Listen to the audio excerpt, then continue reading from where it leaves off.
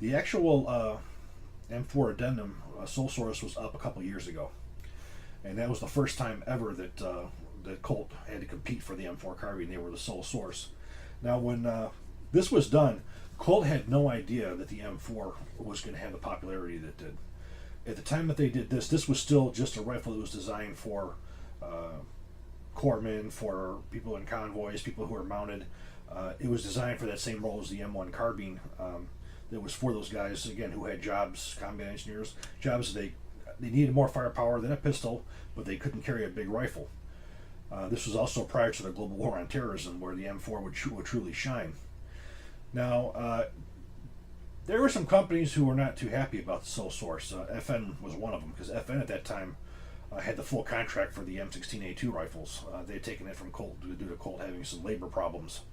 FN won that contract. Obviously, FN wasn't happy that they were out. They couldn't bid on the rifle.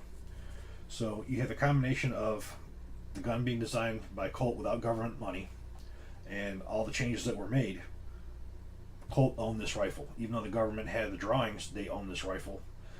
They opted, rather than to sue the government, they got the M4 addendum signed, and M4 production began. FN sued. The court upheld that the U.S. government and Colt had the right to have a sole source based on the circumstances that had happened, and FN basically had lost on that, and Colt would go on to have the sole source for this rifle up until a couple of years ago. Now, due to them having that sole source, they also controlled the price as well. And if Uncle Sam wanted them, they basically would pay whatever Colt wanted.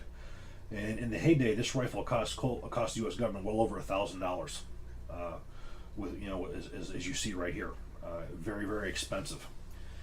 Now comes the global war on terrorism. U.S. troops start entering combat in Afghanistan and Iraq. The M4 carbine all of a sudden becomes the frontline weapon for special forces. They liked it because it was lighter, it was more compact, and it ranges out to 300 yards. You really did not see any difference between the accuracy of the M16A2 and the M4 carbine. And they started buying them as frontline weapons. Well, when the rifle was designed, it was not designed with the same kind of durability and reliability that the M16A2 was. One of the mandates with the M4 was to have as many parts interchangeable with the M16A2 as possible. And the Army actually felt more strongly about having parts compatibility between the different family of weapons than it did about the reliability and making the M4 carbine the best it could be.